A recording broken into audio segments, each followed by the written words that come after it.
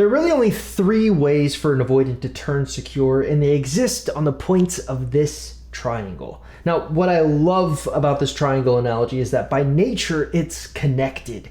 You erase one point and the entire triangle collapses. Now, the avoidant to secure journey exists in the same exact way. One of these points alone isn't going to be enough to do the job. Rather, you need all 3 working in tandem, supporting each other. Of course, with that being said, there is a specific order in which I'd like to explain these 3 things. So we're going to start first with the topmost point, the nervous system. So you're an avoidant, and your entire life you've been building this. It's a wall. And at first it wasn't conscious. Maybe your parents were intrusive or cold. Maybe they didn't attune to your emotions. So your nervous system starts whispering, closeness isn't safe. And brick by brick, without realizing it, this wall is getting kind of big. Now, your goal with this wall isn't to hurt anyone, it's to survive. And then one day, someone comes along and demands a connection, which you perceive as them trying to tear the wall down. Or, maybe they're like trying to scale it, or worse, they guilt trip you for having it in the first place. But your wall, it's not just made of fear. It's made of your nervous system trying to protect you.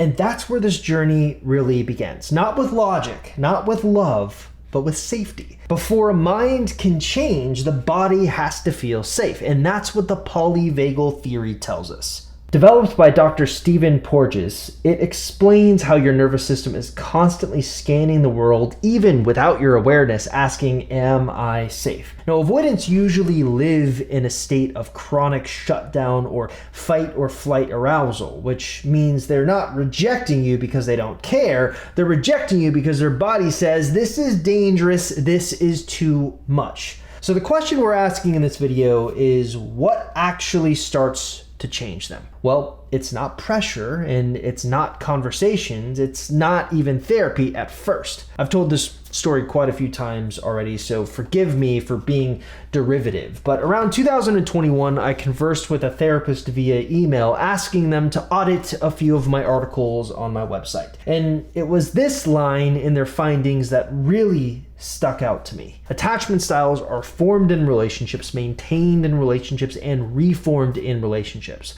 One does not change their attachment style on their own. Okay, so keep that in mind for what I'm about to hit you with next. Again, this wall represents your nervous system, and the prevailing thought that most people have is that it's an internal process meant to keep others from getting too close, like our fun little elf on the shelf here. It doesn't just scan your internal world, it scans the nervous system of the person standing in front of you. All right, allow me to show my super geeky side for a moment. Have you ever seen Lord of the Rings? Well, in that movie, anytime they show the big bad guy, Sauron, they don't actually show Sauron. They show this tower with this gigantic flaming eyeball on it. The tower, or the eye of Sauron, is constantly searching for the ring, sort of like this ever-existing watchtower. I literally cannot think of a better analogy to describe this wall. Now, psychologically, what's happening here is what the polyvagal theory calls neuroception. Your body's unconscious ability to detect safety or threat in someone else's tone, posture, energy, or even facial expression. So if the person approaching you is anxious or agitated or emotionally intense, well, your nervous system senses that chaos. It adds another brick to the wall.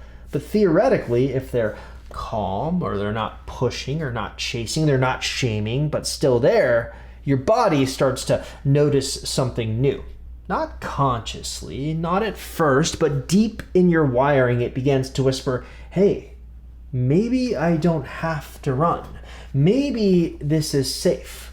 Well, that's co-regulation. The idea that your nervous system can begin to heal in the presence of someone whose system is already co-regulated. Now, do you remember that seemingly random story I told about the therapist who audited my content and said attachment styles are formed in relationships, maintained in relationships, and reformed in relationships? Yeah, what she was talking about was co-regulation.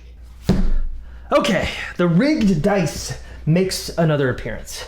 Now, avoidants, they often grew up with caregivers who were emotionally dysregulated. So in other words, every interaction with their caregivers was like a roll of this dice. You know, sometimes they'd roll it and their caregivers would be anxious or angry or invasive. And over time, the avoidance nervous system learns, hey, closeness means chaos and independence means safety. And the fastest way to regulate another person's nervous system is to regulate your own. And that leads us rather nicely to the second point of our triangle: co-regulation leading to self-regulation. All right, before we get to that though, a few days ago I received this message from Kelsey. My avoidant proposed. We're engaged in getting married in 2026. I still look back at this program and feel so grateful for everything I learned. Then she makes this really funny extra comment. You've probably forgotten who I am, but this was the podcast that I did. And she actually shows the podcast that we did together in 2023 where her avoidant ex literally said, I don't feel in love with you, and then proceeded to come back. Now, it may seem like Kelsey's story is special, but it's really not. I've seen this exact thing happen over and over again. The people who actually get avoidants to come back and stay, like Kelsey, follow a simple process that flips the power dynamic, making avoidants realize exactly what they lost. Now, I want you to have the Kelsey experience. That's why I'm giving you everything. My full course library, a private community, and weekly live streams where I break everything down for you. Now, normally I sell all of this separately, but for a limited time, YouTube watchers get 50% off everything in just a one-time payment of $97. No monthly fees, no hidden costs, just everything you need to make your avoidant regret losing you and reignite their obsession. So if you're interested, click the link in the description below to get instant access. Don't wait, this offer is not going to last forever. Okay, let's get back to our triangle for a moment here. I want to point out again that the order in which we are going through this triangle is super important.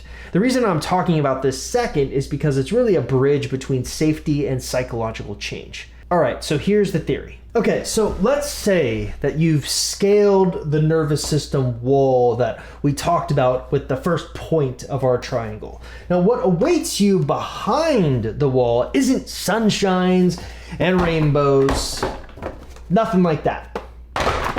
It's thin ice. Or the beloved childhood game, Don't Break the Ice.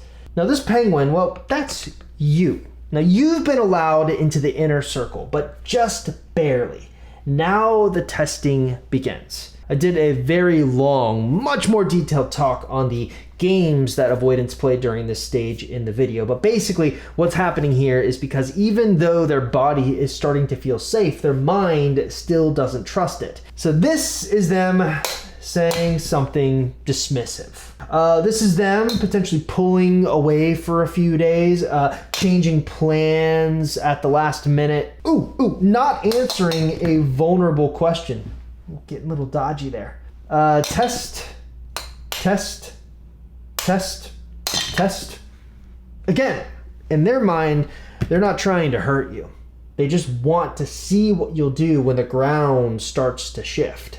So will you panic or chase? Will you lash out? Will you fall through the ice?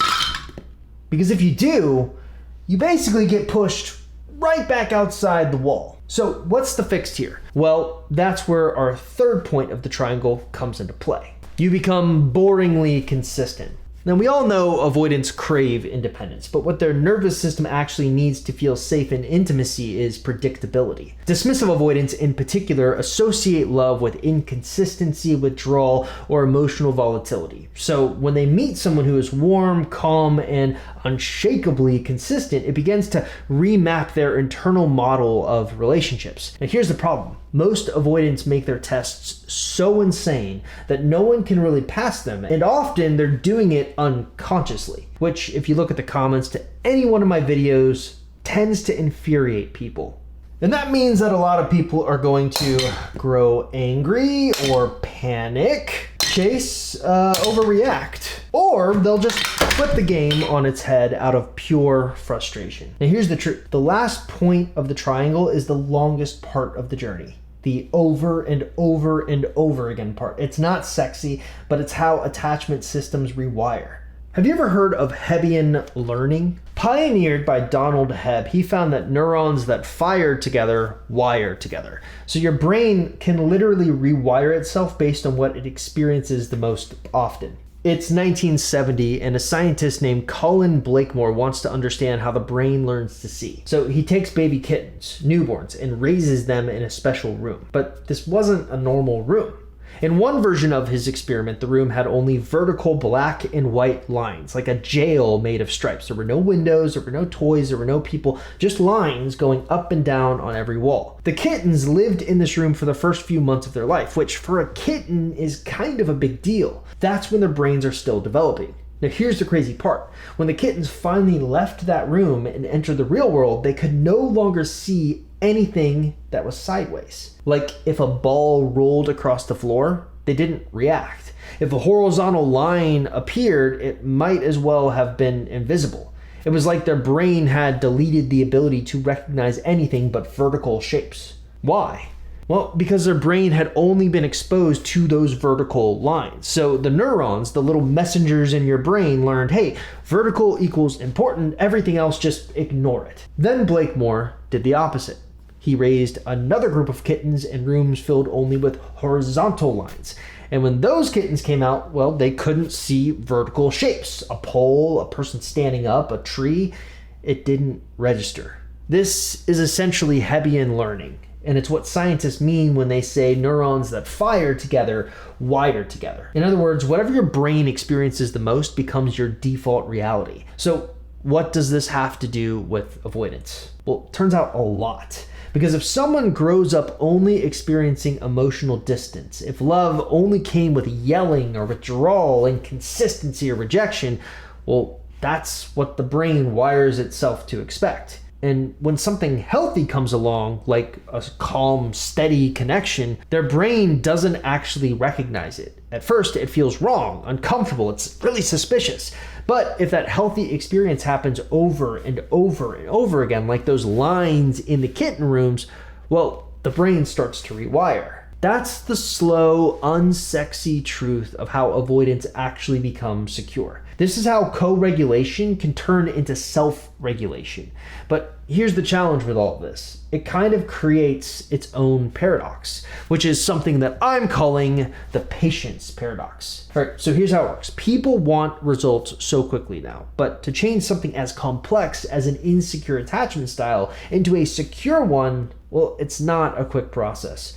Which of course frustrates people who demonize the avoidance, which further leads to the wrong type of Hebbian learning for avoidance. And so what you get are these two sides that absolutely end up despising each other. Avoidance and their victims. Now, let's go back to our triangle for a moment. What's missing here is the realistic time frame in which this whole process is supposed to play out. So I actually started out with a sole focus on breakups, specifically helping individuals who wanted to get their exes back. Now, after spending over a decade in that community, being exposed to every fad, every strategy under the sun, the one thing that has always bugged me was when individuals would create these unrealistic expectations about how long it's supposed to take to win an ex back. They'd make all of these ridiculous claims about, hey, do this strategy and you'll win your ex back in 30 days. And sometimes they'd be pretty seductive with it. They'd actually show some proof sometimes. Some wouldn't show real proof though. They'd just go to Fiverr and hire an actor to say some lines. The reality though is when you take an incredibly anxious person who wants nothing more than to get an ex back and you feed them this lie that this will work in 30 days guaranteed, you actually aren't